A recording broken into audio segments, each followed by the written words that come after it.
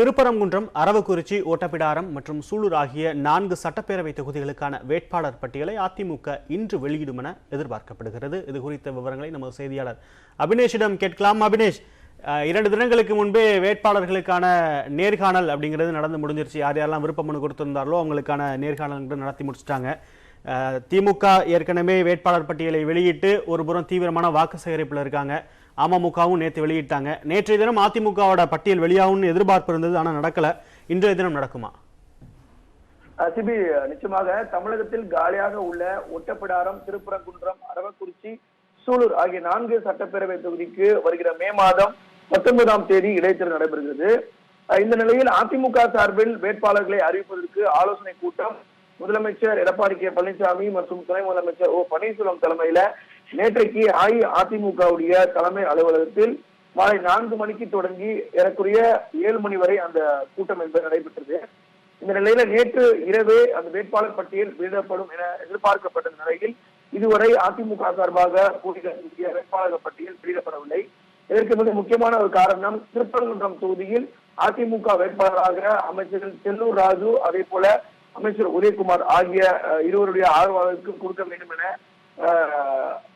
இழுபறி நீடிப்பதுதான் இதற்கான காரணம். ஏற்கனவே இதே போன்றுதான் மதுரை எம்பி தொகுதிக்கு வேட்பாளர் அறிவிக்கப்பட்ட போதும் அந்த தொகுதிக்கு நீண்ட நேரம் ஒரு வாக்குவாதம் ஏற்பட்டது. விவாதம் ஏற்பட்டதுக்கு பிறகு ராஜன் செல்லப்பாவுடைய மகனுக்கு வழங்கப்பட்டது. அதே போல திருப்பரங்குன்றத்தை பொறுத்தமட்டு தற்பொழுது ராஜன் செல்லப்பா, அதே போல அமைச்சர்கள் செல்லூர் ராஜு, கடம்பூர் ராஜு ஆகிய மூவரும் போடுகிறார்கள். அதாவது அவருடைய ஆதரவாளர்களுக்கு கொடுக்க வேண்டும் என கட்சி தலைமைக்கு தெரிவிக்கிறார்கள். இதனால தொடர்ச்சியாக இழுபறி நீடித்து வருகிறது.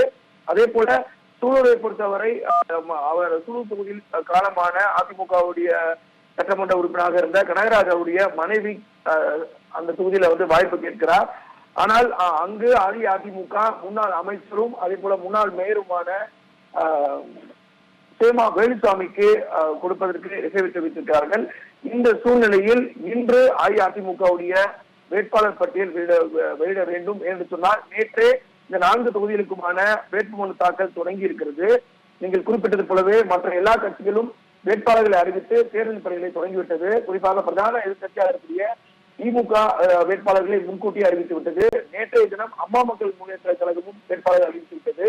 தேர்தல் பணிகளை தொடங்கிவிட்ட நிலையில திருப்பரங்குன்றம் தொகுதியில யாரை வேட்பாளர் நிறுத்துவது என்பதனால்தான் இந்த இழுபறி நீடித்து வருகிறது. எந்த போதிலும் இன்று மாலைக்குள் அதிமுக சார்பாக போட்டியிடக்கூடிய வேட்பாளர்கள் பட்டியல் வெளியாவதற்கு வாய்ப்பு இருக்கிறது.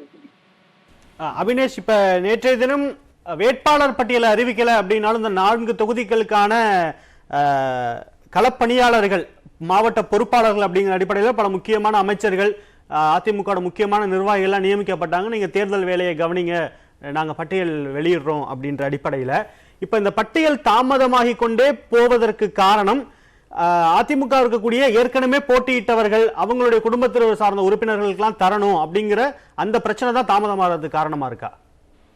அதனால குறிப்பிட்டு சொன்ன மாதிரி அது மட்டும் காரணம் இல்ல. 4 தொகுதிகள்ல ஒட்டப்பிடாரம், அதே போல சூலூர், அதே போல அரவக்குறிச்சி ஆகிய தொகுதிகளில் வேட்பாளர்களை அதிமுகவுடைய தலைமை இறுதி செய்துவிட்டது.